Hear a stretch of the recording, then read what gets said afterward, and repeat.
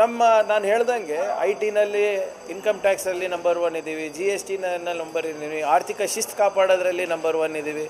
ಆದರೂ ಕೂಡ ಕೇಂದ್ರ ಸರ್ಕಾರ ಈ ಮಲತಾಯಿ ಧೋರಣೆ ಮಾಡ್ತಾನೆ ಹೋದರೆ ನಾವು ರಾಜ್ಯ ಹೇಗೆ ಕಟ್ಟಾಗುತ್ತೆ, ದೇಶ ಹೇಗೆ ಕಟ್ಟಾಗುತ್ತೆ? ಇವತ್ತು ಕರ್ನಾಟಕ ಬರೀ ಏನು ನಮ್ಮ ರಾಜ್ಯಕ್ಕೆ ಮಾತ್ರ ಸೀಮಿತ ಇದೆ, ನಮ್ಮ ಸಾಮರ್ಥ್ಯ ಇವತ್ತು ಜಾಗತಿಕ ಮಟ್ಟದಲ್ಲಿ ಇವತ್ತು ಪ್ರಕಾಶಿತ ಆಗ್ತಾ ಇದೆ. ಸೊ ನಮಗೆ ತಕ್ಕ ಕೂಲಿಗೆ ಏನು ನಾವು ತಕ್ಕ ಶ್ರಮಕ್ಕೆ ಕೂಲಿ ಕೊಡಿ ಅಂತ ಅಷ್ಟೇ ನಾವು ಕೇಳ್ತಾ ಇರೋದು, ಹೊರತು ಬೇರೆದೇನೂ ಅಲ್ಲ.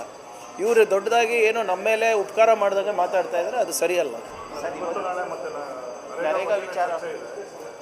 ನೋಡಿ, ಭಾಳ ಸ್ಪಷ್ಟವಾಗಿ ನರೇಗಾ ಕಾಯ್ದೆಯನ್ನು ರದ್ದು ಮಾಡಿ ಈ VB ಗ್ರಾಮ್ಜಿ ಬಿಲ್ಲನ್ನು ತಂದು ಪಂಚಾಯತ್ ಅಧಿಕಾರಗಳನ್ನು ಮೊಟಕುಗೊಳಿಸಿದ್ದಾರೆ, ಕಾರ್ಮಿಕರನ್ನು ಗುಲಾಮರು ಮಾಡಿದ್ದಾರೆ, ಮತ್ತು ನಮ್ಮ ರಾಜ್ಯಕ್ಕೆ ಒಂದು ತೆರಿಗೆ ಹಾಗೂ ಆರ್ಥಿಕ ಭಯೋತ್ಪಾದನೆಯನ್ನು ಒತ್ತಾಯಪೂರ್ವಕವಾಗಿ ಕೇಂದ್ರ ಸರ್ಕಾರ ಮಾಡ್ತಾ ಇದೆ.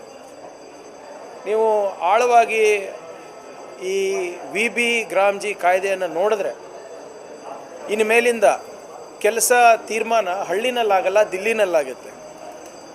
ಕಾರ್ಮಿಕರು ಗುತ್ತೇದಾರರ ಹತ್ರ ಹೋಗಿ ಕೆಲಸ ಮಾಡಬೇಕಾಗ್ತದೆ. ಏನೇ ಇದ್ರೂ ಕೂಡ ನೀವು ಗ್ರಾಮ ಅಲ್ಲ, ವಿಕಸಿತ ಭಾರತ ಕನಸನ್ನು ಕಾಣಬೇಕಾಗ್ತದೆ. ಒಟ್ಟಾರೆ ನಮ್ಮ ರಾಜ್ಯದ ಹಿತಾಸಕ್ತಿ, ಗ್ರಾಮ ಸ್ವರಾಜ್ಯದ ಹಿತಾಸಕ್ತಿ, ಗ್ರಾಮೀಣ ಭಾಗದ ಅಭಿವೃದ್ಧಿಗೆ ಇವತ್ತು ನಿರ್ನಾಮ ಮಾಡಲಿಕ್ಕೆ ಈ ಬಿಲ್ಲನ್ನು ತಂದಿದ್ದು. ಇದನ್ನು ವಿರೋಧ ಮಾಡಿ ಇವತ್ತು ನಾವು ಅಸೆಂಬ್ಲಿನಲ್ಲಿ ರೆಸಲ್ಯೂಷನನ್ನು ಪಾಸ್ ಮಾಡಿ ಪ್ರೆಸಿಡೆಂಟ್ ಅವರಿಗಿರ್ಬೋದು, ಕೇಂದ್ರ ಸರ್ಕಾರಗಿರ್ಬೋದು ಕರೆಸ್ಬೋದು. ನಮ್ಮ ಹೋರಾಟ ಇನ್ನು ಈ ಸದನ ಆದಮೇಲೆ ಬೀದಿಗಿಳಿತು.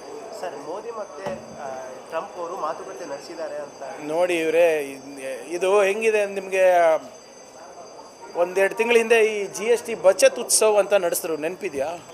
8 ವರ್ಷ ತೆರಿಗೆ ಭಯೋತ್ಪಾದನೆ ಕೇಂದ್ರ ಸರ್ಕಾರ ಶ್ರೀಸಾಮಾನ್ಯನ ಮೇಲೆ ಮಾಡಿ ಆ GSTಯನ್ನೆಲ್ಲ ರೆಡ್ಯೂಸ್ ಮಾಡಿ, ಕಮ್ಮಿ ಮಾಡಿ, ಅದ್ರ ಬಗ್ಗೆ ಒಂದು ಉತ್ಸವ ಮಾಡಿದ್ರು.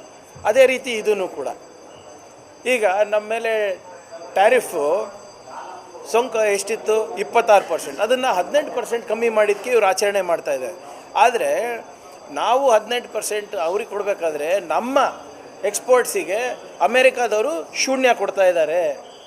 ಮತ್ತು ಹೇಳ್ತಾ ಇದ್ದಾರೆ ಟ್ರಂಪ್ ಅವರು, ಮೋದಿಯವರೇ ನೀವು ಇಲ್ಲಿಂದಾನೇ ನೀವು ಕಚ್ಚಾ ತೈಲ ತೊಗೋಬೇಕು, ವೆನೆಜುವೆಲಾಯಿಂದನೇ ತೊಗೋಬೇಕು, ಅಮೇರಿಕಾಯಿಂದನೇ ತೊಗೋಬೇಕು.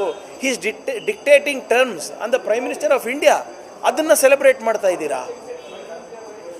ಈ ಏನು ಜನ ಮರಳೋ ಜಾತ್ರೆ ಮರಳೋ ಅಂತ ಆಗ್ಬಿಟ್ಟಿದೆ. ಇನ್ನೂ ಕೂಡ ನಮ್ಮ ದೇಶಕ್ಕೆ ಏನು ಸಿಕ್ಕಿದೆ ಅಂತ ಸ್ಪಷ್ಟವಾಗಿ ಮೋದಿಯವರು ಹೇಳಲಿಕ್ಕೆ ತಯಾರಿಲ್ಲ. ಪದೇ ಪದೇ ಆಪರೇಷನ್ ಸಿಂಧೂರ್ ಬಗ್ಗೆ ಮಾತಾಡ್ತಾರೆ, ಪದೇ ಪದೇ ನಮ್ಮ ಪ್ರಧಾನಮಂತ್ರಿಗಳನ್ನು ಹೀಯಾಳಿಸ್ತಾರೆ. ನಾನು ಕೇಳಿದ್ದು, ನಾನು ಹೇಳಿದ್ದೇನೆ ಮಾಡ್ತಾರೆ ಅಪ್ಪ ಅವರು ಅಂತ.